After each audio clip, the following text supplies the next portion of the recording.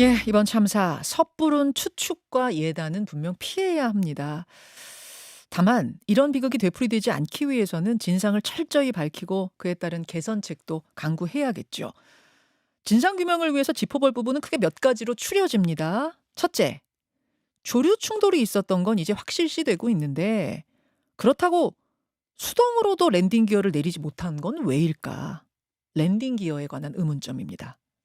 둘째, 피치 못할 이유로 동체 착륙을 하게 된 상황에서 활주로 끝에 콘크리트 둔덕과 충돌을 한 게 이 폭발의 원인이었죠. 그곳에 왜 콘크리트 둔덕을 만들었는가? 셋째, 사고의 1차적 원인이 된 조류 충돌. 그 근처에는 조류 군집지가 4곳이나 있었는데 무한공항의 대비책은 과연 적절했는가?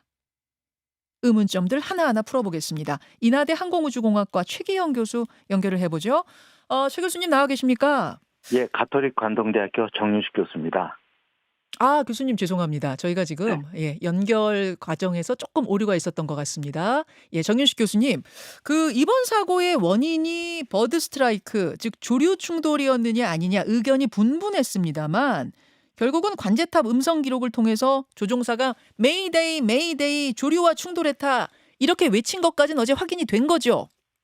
네, 지금 현재 확인이 된 것 상황으로 보입니다. 그렇죠. 그러면은 사고의 시작, 즉 1차적 원인은 조류 충돌이다. 이렇게 봐도 되겠습니까? 예, 사고의 시작이라는 표현 자체를 본다면은 그게 맞다 이렇게 지금 추정을 하고 있는데요. 예. 그래도 아직은 완벽히 조류 충돌에 의해서 엔진의 결함이라든지 사고의 음. 시작이다 이렇게 또 100%또 확언하기는 또 예. 아직까지는 어려운 상황입니다. 그러면 조류 충돌이 있었다까지는 확인이 된 거다 그 말씀이신 거예요? 네, 그런 거죠. 예. 근데 여기서 많은 분들이 의문을 가졌던 게 조류 충돌 후에 즉 버드 스트라이크 후에 오른쪽 엔진이 고장이 나서 연기가 뿜어져 나오는 건 육안으로도 확인이 됐는데 네. 그래도 왼쪽 엔진은 문제가 없었던 거 아니야? 조류랑 충돌하지 않았던 거 아니야? 이런 얘기들을 했었는데요. 지금 그 영상들을 미세하게 당겨서 보니까 사진을 좀 보여주십시오. 양쪽 엔진에서 다 연기가 뿜어져 나오는 것으로. 즉 오른쪽 엔진은 좀 더 많이, 왼쪽 엔진은 좀 적게 뿜어져 나오는 게 확인이 되네요. 네.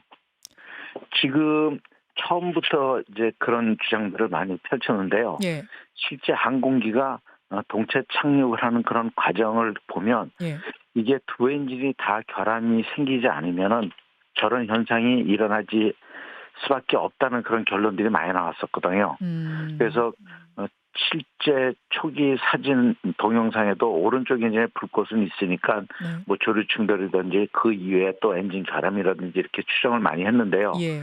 실제 왼쪽 엔진도 약간의 그런 연기라든지 화염이라든지 나오는 모습이 보이는데 네. 꼭 그게 엔진 결함에서 그런 건지 아니면은 실제 엔진이 연소되면 또 그 수증기도 많이 발생이 됩니다. 그런 아. 수증기가 농축이 돼서 온도가 낮으니까 살짝 구름처럼 그러니까 우리 말하는 예. 비행운처럼 보이는 건지 예. 아니면 약간의 그 컴프레서 스톨 뭐 해서 엔진 부조화로 생기는 건지 뭐 이것까지도 완벽히 확인하기는 사실 어려운 상태입니다. 음. 그렇지만 그런 동영상이나 뭐 이런 음. 걸 봤을 때 네. 양쪽 엔진 다 결함이 좀 발생된 게 아니냐. 또 하나가 음. 엔진이 순간 완전히 정지할 때도요. 네. 아무런 그런 외부 현상 없이 그냥 바로 엔진이 정지돼 버립니다. 우리 항공기 공항에서 엔진 끌 때 뭐 뒤에 연기 나거나 그런 건 아니거든요. 그래서 음. 완전히 순간 꺼져도 그런 현상이 있을 수 있습니다. 아. 지금 이제 뭐 여러 가지 가능성들은 다 열어 놓고 봐야겠습니다만 그래도 가장 유력한 거 그리고 목격자들 증언을 종합해 봤을 때 거대한 조류떼와 부딪히는 거를 지금 바다 낚시꾼들이 봤다는 거거든요. 그렇게 네. 되면은 오른쪽 엔진뿐 아니라 왼쪽 엔진에도 물론 몇 마리가 들어갔느냐는 양쪽 엔진이 다를 수 있겠지만 어쨌든 양쪽 엔진으로 다 들어갔을 가능성이 좀 더 높아 보인다. 뭐 이 정도로 볼 수 있을 것 같아요. 예, 맞습니다. 그렇죠. 그래서 양쪽 엔진으로 다 조류가 들어갔다. 그런데 1kg짜리 새 한 마리가 들어가도 2톤 정도의 충격을 준다는 게 사실입니까? 예, 맞습니다. 실제 새 자체보다도 예. 새도 이제 날아가니까 새도 속도를 가지고 있지만 비행기 속도는 그 정도 위치에서는 적어도 300km 정도의 속도거든요. 예예. 그럼 이제 우리 운전 중에 뭐 100km 속도로 고속도로 가다가 새가 부딪혀도 굉장히 충격이 있듯이 예. 또 비행기는 워낙에 많은 속도이기 때문에 우리 제곱에 비례하거든요. 그러다 보니까 충격량은 훨씬 더 크고 좀 무게가 있는 오리 정도 예. 정도 크기다 그러면 예. 앞에 엔진에 있는 팬브레이드, 즉 우리 선풍기 날개처럼 되어 예. 있는 그 부분을 파손시켜서 엔진을 완전히 정지시키는 그런 위력을 갖고 있습니다. 1kg짜리 새가 2톤의 충격을 준다. 그러면 그거보다 더 큰 뭐 6kg짜리 새 이런 것이 들어갔다고 하면 그것도 한 마리가 아니라 몇 마리가 들어갔다고 하면은 이거는 엄청난 충격을 줬을 거라는 거는 이게 가늠이 됩니다. 네. 근데 랜딩 기어는 워낙 중요하기 때문에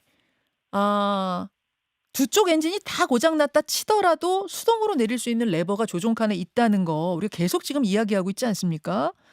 근데 이 베테랑 네. 조종사들이 왜 그걸 내리지 못하고 비상 착륙을 시도했을까? 이게 계속 의문입니다. 어떻게 보세요? 예. 그게 그 원인에 의해서 두 엔진이 다 고장났을 거 아니냐는 그 추정을 하는 건데요. 예예.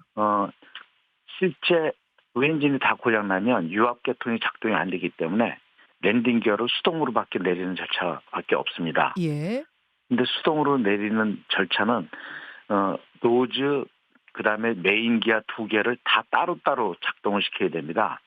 그래서 약 한 개당 최소 20초, 기본적으로 30초 정도의 시간이 걸리기 때문에요. 세 개를 내리기 위해서는 1분 30초 이상의 시간이 소요가 됩니다. 세 개 한꺼번에 30초가 아니고 하나하나당 30초씩인 거예요? 예, 그렇습니다. 아. 그래서 그렇게 되고 또 유압이 만약에 고장이 나서 엔진이 정지가 돼서 유압이 발생이 안 된다 하면 예. 조종관도 네. 유압이 없는 완전히 케이블에 의한 수동 조작을 해야 됩니다. 그러면 엄청난 힘을 소요되거든요.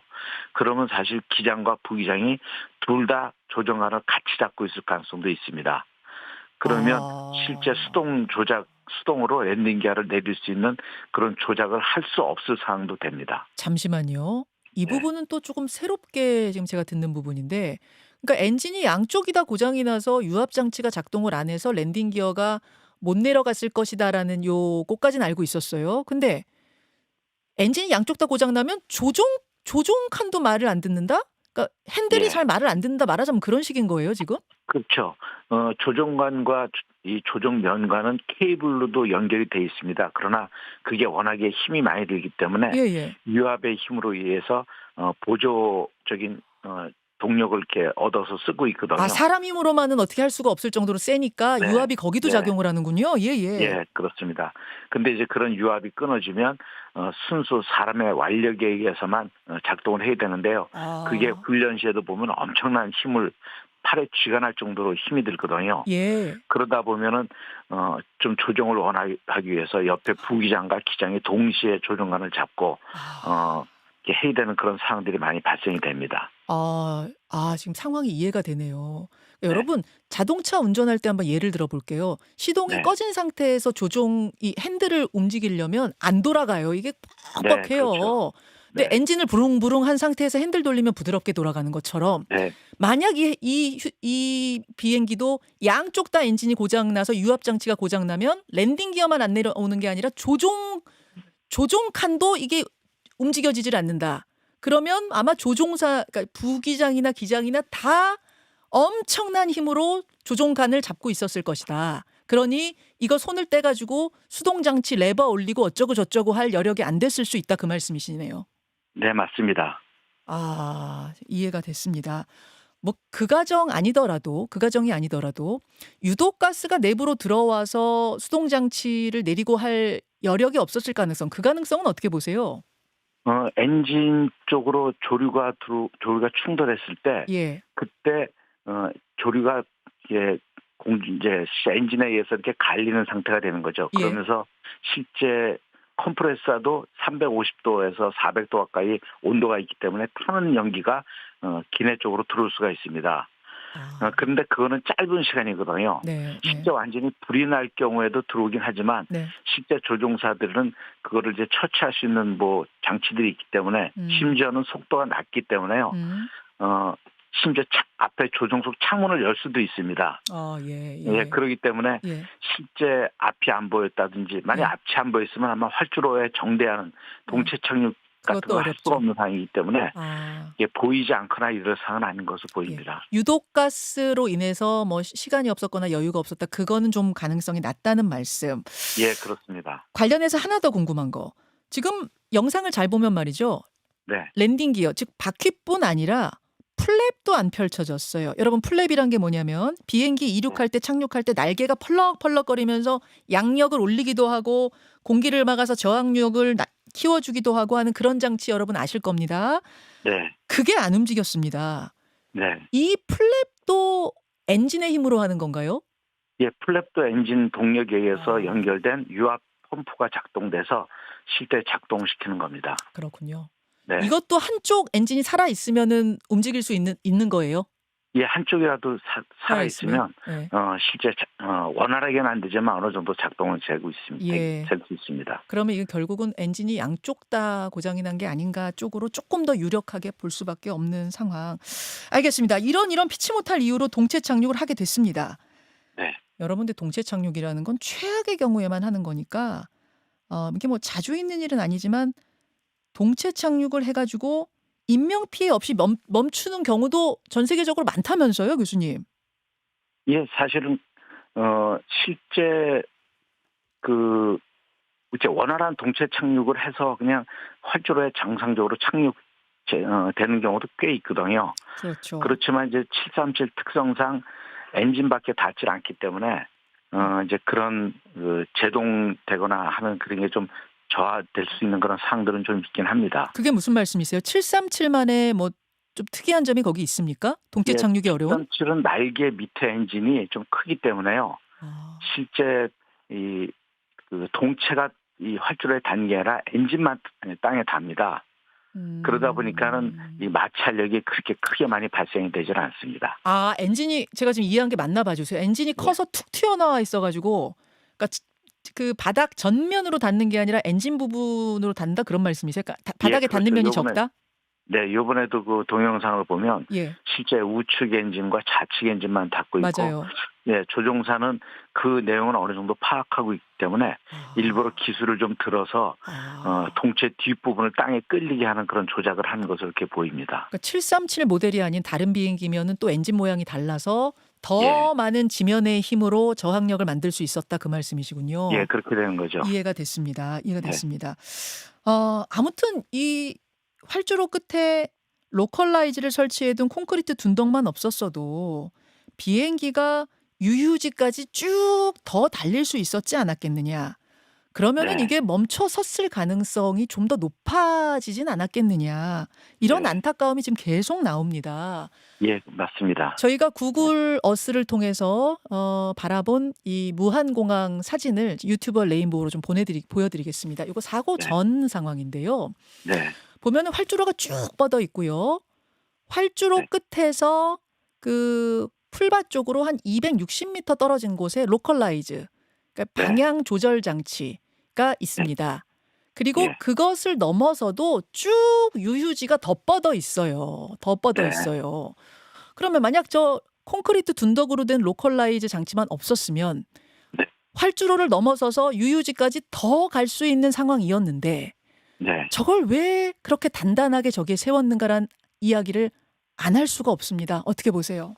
예, 그 로컬라이저 안테나 송신 장치는 바람에 조금이라도 흔들리거나 그러면 전파의 각도가 바뀌기 때문에 굉장히 단단한 지지 기반을 요하고 있습니다. 아, 예. 그러다 보니까 그 밑에 이제 콘크리트의 기초를 만들고 그 위에 안테나를 설치한 건데요. 대부분의 공항도 사실 땅 밑에 그렇게 콘크리트 지지 기반들이 있습니다. 근데 실제 노출이 안 됐기 때문에 잘 파악이 안 되는데요. 그 말씀은 무한공항은- 인천공항에도 예. 있고 다른 공항에도 로컬라이저는 있는데 예. 평평한 공항들, 그러니까 수평이 맞는 공항들은 이렇게 둔덕을 만들 필요가 없고 예, 그렇죠. 무한공항은 수평이 안 맞는다면서요. 여기가 지금 예, 이 약간 지면이. 아래로 경사져 있기 때문에 그 예. 수평을 맞추기 위해서 이렇게 높이 돌출되는 그런 것처럼 이렇게 보이는 거죠. 그렇게 만든 거라고 저도 들었어요. 근데 네. 왜 저렇게 단단한 콘크리트를 이용했느냐. 그러니까 만약의 네. 경우에 대비해서 비행기가 부딪혔을 때 이게 그냥 부서질 수 있는 좀 그런 네. 재질로 만들었어야 되는 건 아닌가요? 그러니까 비행기가 그쪽 안전지대가 아닌 진짜 공항 지역이긴 하지만 예. 이제 기준은 300m까지 좀 어느 정도 이렇게 정지 작업하고 부딪혔을 때 이렇게 잘 부서지는 재질을 하라고 하지만 예. 거기에 대한 거는 리코멘드 사항에 대해서는 좀 명확하게 어떤 재질로 해라 이런 내용들이 없습니다. 추천 그렇다고 사항이 정확히 없어요, 예. 규정에.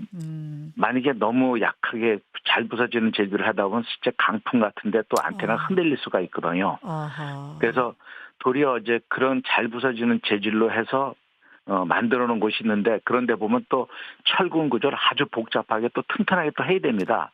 결국은 충격이 와서 닿는 거는 콘크리트보다는 좀 약할 수 있겠지만 그래도 실제 그렇게 잘 부서지는 아주 약한 젤로 하기는 좀 곤란합니다. 그러니까 로컬라이즈가 단단하지 않은 곳에 설치가 되면 또 로컬라이저 자체에 문제가 생기는 거고 네. 단단한 지지 기반에다 만들어 놓으면 이런 상황에서 문제가 생기는 거고. 예. 그러면 교수님 결과적으로 네. 이 지면이 평평한 곳에다 활주로를 만들어야 된다는 결론에 도달하게 되는데요. 예. 그래서 비행장을 이제 어느 정도 구별을 인정을 하고 있습니다. 그래서 요번 내용을 보면 예. 다른 또 그런 이제 사고가 발생할 가능성이 이제 알았지 않습니까? 예. 그러면 그것도 우리 안전 예방 차원, 이제 예측적인 방법 차원에서 예. 그러면 이제 그런 형태로 되어 있는 곳은 흙을 좀 더 보토해 가지고 평평하게 만들고 콘크리트가 땅 밑으로 들어가서 실제 충돌하지 않도록 이제 개선을 해야 되겠다 하는 그런 또 원칙이 또 나올 수가 있죠. 그거는 아마 항공당국에서 그런 내용을 보고 아마 개선책을 또 마련할 것으로 보입니다. 지금 이런 식의 콘크리트 둔덕 위에 로컬라이저가 설치된 공항은 여수공항, 청주공항이 있다고 어제 국토부가 발표를 했습니다. 네. 다만 여기에 대해서 규정을 어긴 불법 시설물은 아니다. 즉 규정에 네, 맞습니다. 이걸로 해라 저걸로 해라가 써 있지 않다는 걸 강조했는데 지금 뭐 이 규정에 있냐 없냐 불법이냐 아니냐 문제가 아니라 왜 저런 걸 미처 전문가들이 생각하지 못했을까라는 안타까움이 계속 있는 거죠. 예. 알겠습니다. 네. 진상이 규명돼야 할 부분들 하나하나씩 짚고 있습니다. 이번에는 이번 사고의 1차적 원인이 된 조류 충돌 문제를 좀 짚고 싶은데요. 이 공항 주변에는 철새 도래지가 4곳이 있습니다. 그래서 조류 충돌 발생률도 0.09%, 전국 공항 가운데 1위입니다. 네. 그러면 평소에 여기에 대한 대비가 더 철저했었어야 되는 거 아닌가? 이 부분 어떻게 보십니까? 근데 무안공항이 운영률이 너무 낮기 때문에요. 예. 실제 비행기가 운영될 그 순간 조류 퇴치 작업을 해야 되거든요. 예. 그러니까 어떨 때는 하루에 한 편 또는 2편 정도가 운영되다 보니까 실제적으로 24시간 운영할 필요가 사실은 없는 거죠. 그러다 보니까 그 필요한 시점에 필요한 시간에 사람이 필요하기 때문에 그렇게 많은 인원이나 이런 것들이 필요하지 않았을 것으로 봅니다. 그래서 그런 것들을 다시 한번 이제 좀 집중적으로 더 하려면 더 많은 인원을 집중 시간에 더 투입한다든지 하는 그런 개선책도 좀 나올 것으로 보입니다. 그러니까 효율성 측면에서 항공기가 많이 운행되는 공항이 아닌데 인력을 많이 뽑아서 계속 24시간 상주시키기는 어려웠을 거다. 그러다 보니까 저 사고 당시에도 철새 퇴치반, 조류 퇴치 팀에 한 명이 근무하고 있었다는 거거든요. 한 명이. 그러면 교수님 그 정도로 효율성이 떨어지는데 주변에 철새가 많은 곳이라면 이게 지금 이 부지로서 적절한가라는 얘기를 자꾸 할 수밖에 없는 뭐 그런 느낌도 드는데요. 뭐 일단 만들어진 공항이고 그렇다면은 운행률은 떨어지더라도 이런 사고가 만에 하나라도 다시 있으면 안 되는 거니까 그 항공기가 오가는 시간에 집중적으로 사람을 더 투입해서 인력을 더 투입해서 퇴치 작업을 벌어야 된다. 이렇게 좀 보완책을 마련해야겠네요. 네, 그럴 걸로 보입니다. 근데 또 무한정 할 수는 없으니까 적절한 수준을 아마 또 다시 만들 것으로 예상이 됩니다. 알겠습니다. 지금 청취자분이 질문을 주셨는데 그 아까 활주로 사진을 우리가 봤는데 이 사고 여객기가 활주로를 거꾸로 왔기 때문에 예정된 방향이 아닌 거꾸로 왔기 때문에 로컬라이저랑 부딪힌 거 아니겠느냐. 제대로 착지를 했으면 방향을 제대로 했으면 로컬라이저랑 부딪힐 일이 없지 않았겠느냐 이런 질문 주셨거든요. 예. 근데 저기 사실은 양쪽으로 다 되는 곳이죠, 저기가. 예, 양쪽에 다 로컬라이저가 다 있습니다. 똑같이요. 예, 맞습니다. 네. 저기 여러분, 그러니까 이 비행기가 원래 예정됐던 방향에 반대로 착지를 한 건 맞지만 원래 저 활주로 자체는 이쪽으로도 저쪽으로도 다 할 수 있는 곳이어서 양쪽에 다 로컬라이저가 있다는 거 요건 좀 다시 말씀을 드리겠습니다. 여러 가지 가능성을 놓고 사고 원인을 규명하는 가운데 사고 여객기 운행 기록에도 주목을 하게 됩니다. 이 사고 여객기는 사고 나기 전 48시간 동안 국내, 국외 13차례 운행을 했고요. 나라로 따지자면 6개 나라를 왔다 갔다 했대요. 물론 네. 중간에 최소한의 정비 시간으로 규정된 28분을 확보하긴 했는데 이게 일반적입니까? 어떻습니까? 예, 비행기를 운영을 높이는 건 항공사의 아주 기본적인 원칙입니다. 그렇기 때문에 실제 그 자체가 잘못됐다든지 이렇게 얘기할 수는 없고요. 단지 운영률이 높아서 누적 시간이 많으면 우리 시간 정비라는 개념을 하기 때문에 예, 시간이 빨리 도달돼서 빨리 또 정비를 하게 됩니다. 그렇죠. 그래서 만약에 뭐 비행기가 뭐 10,000시간이 최종 이제 운영 가능한 시간이다 그러면 남들은 30년 쓸 동안 본인은 20년밖에 못 쓰는 그런 현상이 되기 때문에 실제적으로는 별 큰 의미는 없는 그런 데이터라고 보면 됩니다. 단 그 정비하는 정비 품질에 관한 문제예요. 네네. 정비를 하는 거가 하지만 제대로 정비를 하냐 제대로 점검을 하느냐 하는 그런 품질에 관한 문제는 좀 다른 문제이기 때문에 그런 것들은 항공당국에서 굉장히 신경 써서 관리를 하고 있습니다. 예, 예. 지금 모든 가능성을 다 열어놓고 봐야 되기 때문에 뭐 네. 이런저런 부분들을 다 체크하고 있는 중인데요. 네. 이런 질문도 하나 들어왔습니다. 어제 국토부에서는 엔진 이상과 그 랜딩 기어는 뭐 별개로 봐야 된다는 입장을 여전히 견지하고 있는 것으로 발표가 났는데 이 부분 어떻게 네. 보시는가라는 질문이에요. 예, 그건 맞는 말입니다. 그러나 엔진에 연료 펌프가 연결돼 있기, 유압 펌프가 연결돼 있기 때문에요. 예, 엔진이 정지되면 유압 펌프도 같이 정지가 됩니다. 예. 그러면 결국은 랜딩 기어나 프랩을 정상적인 작동으로 내릴 수 없고 예비 장치를 사용해서 내리든지 수동으로 내려야 되는 상태이기 때문에 실질적으로는 또 연결이 된다고 볼 수도 있습니다. 알겠습니다. 네. 알겠습니다. 자, 이제 정리를 좀 해봐야 될 텐데, 지금 전체적으로 이 사고 상황을 보시면서 교수님께서 뭐 개개인의 의견은 다 다르겠습니다만, 어떤 부분에 가장 주목하고 계시는가? 어떻습니까? 지금 현재 시작은 조류 충돌이지만 예. 그 조류 충돌을 처치하는 건 사실 또 조종사입니다. 그래서 조종사가 그 현장에 그 시간에 맞는 의사결정을 해서 제대로 적절한 처치를 해왔는가.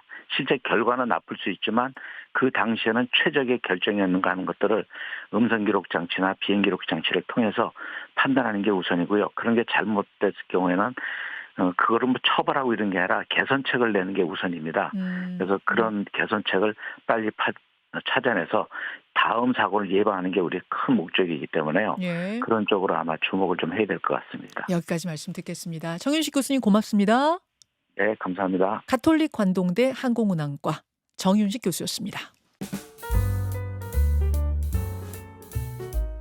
김현정의 뉴스쇼는 시청자 여러분의 참여를 기다립니다. 구독과 좋아요, 댓글 잊지 않으셨죠? 알림 설정을 해두시면 평일 아침 7시 10분 실시간 라이브도 참여하실 수 있습니다.